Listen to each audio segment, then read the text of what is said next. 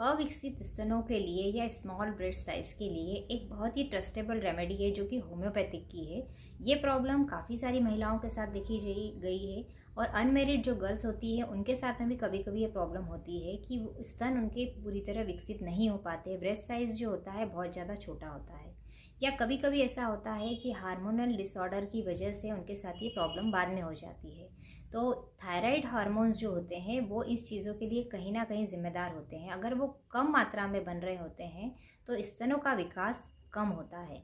तो ये सब चीज़ें बहुत ज़्यादा होती है अगर किसी के साथ में, तो उनका कॉन्फिडेंस लेवल भी डाउन हो जाता है। इसी के लिए आज मैं होम्योपैथिक की आपको कुछ मेडिसिन बता रही हूँ और कुछ आपको ऑयल बता रही हूँ जिसका आप यूज़ करते हैं तो आपको ब्रेस्ट साइज का जो प्रॉब्लम है वो ठीक हो जाता है। ये प्रॉब्लम कभी कभी मेनोपॉज के समय भी होती है, मेनोपॉज के टाइमिंग में या फिर प्रेगनेंसी के बाद में भी ये प्रॉब्लम होती है। और एक बात और है कि मोटापे के समय अगर किसी को बहुत ज़्यादा मोटापा का प्रॉब्लम है तब भी सेगी ब्रेस्ट का प्रॉब्लम भी हो जाता है। तो सेगी ब्रेस्ट के लिए भी ये मेडिसिन बहुत अच्छा काम करती है। अगर आप इसका यूज़ करेंगे तो आपको ये प्रॉब्लम भी ठीक हो जाएगी। इसके लिए आपको REPL का जो ब्रेस्ट ऑयल है, ब्रेस्ट के लिए जो ऑयल है वो लेना है मसाज के लिए।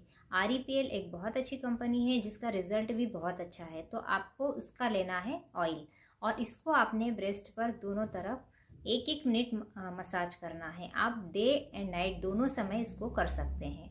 इसके लिए दूसरी मेडिसिन है आपकी सबल सेरालूटा। सबल सेरालूटा को अगर आप लेते हैं 200 पोटेंसी में 2 बूंद दिन में केवल एक बार, तो ये बहुत अच्छा रिजल्ट देती है।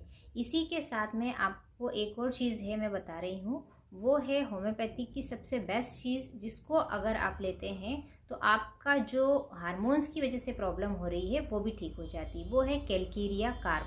कैलकेरिया कार्प को अगर आप 200 पोटेंसी में लेते हैं 2 बूंद केवल एक बार, तो वो भी आपको बहुत अच्छा रिजल्ट देती है, क्योंकि थायराइड अप डाउन होने की वजह से भी ये प्रॉब्लम होती है।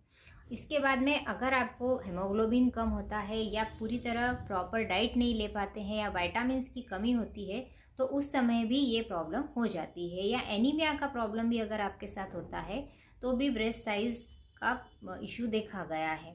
तो उस समय आप अच्छी हेल्थी डाइट लीजिए और साथ में आप आयरन की वजह से अगर प्रॉब्लम होती है या आपको हीमोग्लोबिन कम होता है तो आपको फेरम सिप करके सिरप आता है वो लेना है। वो आप 1-1 चम्मच दिन में 3 बार लेंगे तो आपको बहुत ज़्यादा फ़ायदा होगा, क्योंकि दुबली पतली महिलाओं में भी ये प्रॉब्लम होती है।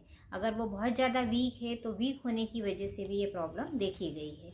और वीकनेस के कारण अगर ये प्रॉब्लम होती है तो आप अल्फ़ा जो टॉनिक होता है SVL का वो आप ले सकते हैं। अल्फ़ा टॉनिक को आपको 10 ml दिन में 3 बार लेना है, तो ये भी बहुत अच्छा रिजल्ट देगा। इस मोटापे के कारण अगर आपको ढीलापन आ जाता है तो इसके लिए कैलकेरिया फॉस लेना है 3x पोटेंसी में और आपको 4-4 गोली दिन में 3 बार लेना है।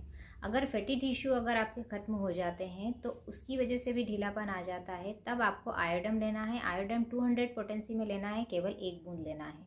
ये चीज़ें अगर आप लेते हैं तो आपको इसमें बहुत अच्छा इफेक्टिव रिजल्ट मिलता है। इसके साथ में आपको अच्छी प्रॉपर एक्सरसाइज करनी है, प्रॉपर डाइट लेनी है और हमेशा ध्यान रखिए कि जब भी आप एक्सरसाइज करें तो आपको ब्रेस्ट एक्सरसाइज जो बताई जाती है वो करनी है।